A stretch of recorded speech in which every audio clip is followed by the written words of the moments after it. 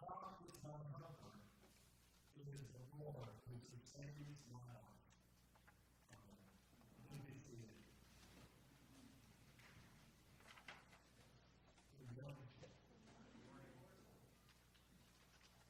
Today the psalmist gives voice to the people who may be threatened, exhausted by circumstances, desperate in a hopeless situation.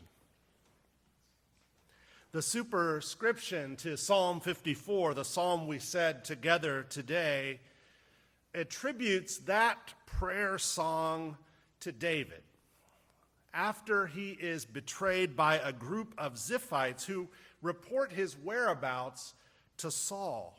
That story is found in the book of 1 Samuel, and it tells us that Saul wanted to have David eliminated for reasons we will explore at another time.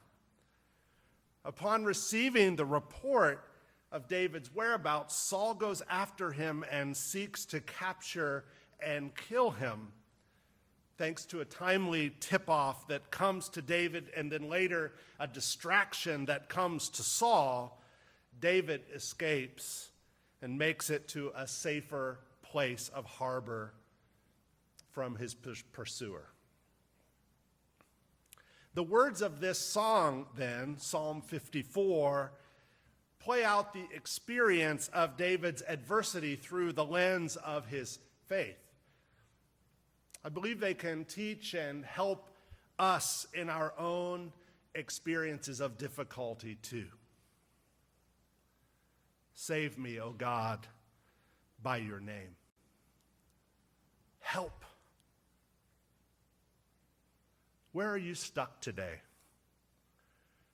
How do we feel cornered by circumstances beyond our control? What is the place of my own desperation? Wherever we are, whatever we face, David's song gives clear and succinct voice to our cry for a help from a power greater than ourselves. Now, I'm tempted here to try a list of the sorts of pressures that encroach on us and the forces that chip away at our respective hopes, but I don't need to do it. And if I made the attempt, I'd undoubtedly miss something particular to your life this day. The truth is that we all live in a time in which the baseline of anxiety and fear producing existence has seemingly been almost permanently elevated to right here. That's normal. And on top of that baseline, each of us struggling in ways that are unique and particular to our own health or economics, our own families or friendships, our own weaknesses and vulnerabilities. Along with David hiding from his own demise, we can sing too. Save me, O God, by your name. In your might, defend my cause. This kind of prayer of crying out for help, it does not emanate from an overconfidence. It comes out of an utter lack of surety of oneself or of God. It cries out from our doubts about ourselves and maybe God too. We may be afraid that God doesn't hear us, that God isn't listening, and the situation is much too dire to send up merely one or two solitary or faint requests, hoping for the best. David's prayer from hiding is emphatic that God must hear and listen to his prayer. It is persistent. It is insistent on God. Hear my prayer, O God. Give ear to the words of my mouth. Can you hear me, Lord? I need to know you're listening to my prayers. We're in a bad way, and we're losing hope, and we're tempted to forget that your salvation has come to us again and again in the long way, in the pitfalls and potholes of our lives. We're tempted to forget. We need to know today that you hear us. So in praying, we remember that God has been our help. We remember that God has sustained our lives in times past. And we need you, God, to hear us today and to listen to what we're up against. We need to know that God is paying attention to this mess we're in, present and attentive to our cries for help. Perhaps the most jolting words of David's song comes near its conclusion. His prayers for salvation and for God's attention resonate with us in ways that maybe are not all that unexpected or unfamiliar. If accustomed to asking God for help, we are maybe less so in asking God to vindicate us. But David's prayer does just this. David, in the translation we heard from the Book of Common Prayer, today, render evil to those who spy on me. In your faithfulness, destroy them.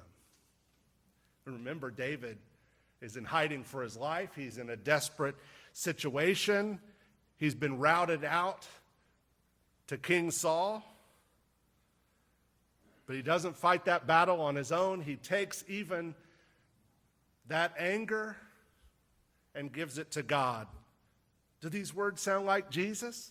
Do they sound like the words of a good Christian who's supposed to love everyone and forgive everybody endlessly? No. But David's song teaches us something really big about the conflicts and even the threats we sometimes face in our human relationships. That God is the safe place to take that anger, that fear, those concerns about how anything could possibly work out. And our prayers can be honest if we take them to God. It's great to know there's one safe place where we don't have to have a filter.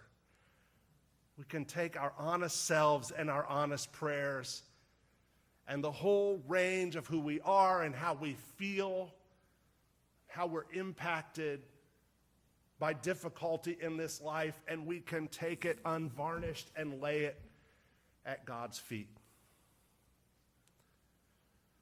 If we trust in divine providence to bring true justice and peace to our human relationships, then we can trust God to receive our raw and transparent prayers about how we're being afflicted in those same relationships. Vindicate me, O God. In everything, let go and let God. Friends, I truly know that life is hard right now. My interactions with you confirm in me that you are discouraged, fearful, frustrated, angry, anxious about many things. In the wider world in which we live and in the particularities of our own homes and lives. And you know that I am walking through my own particularities too. In David's song today, we are reminded that we can take, not only can, should, and must take all our cares and give them to God, not just casually, but tenaciously. As people of faith, it is actually an obligation for us to do just that. We are obliged to practice our faith by inviting God to intervene in places where we come face to face with our own powerlessness and despair. Our prayers are not blind optimism. They're an expression of hope rooted in the saving history of God with God's people throughout history and in the paths of each of our lives. The psalmist says, I will freely sacrifice unto thee. I will praise thy name, O Lord, for it is good.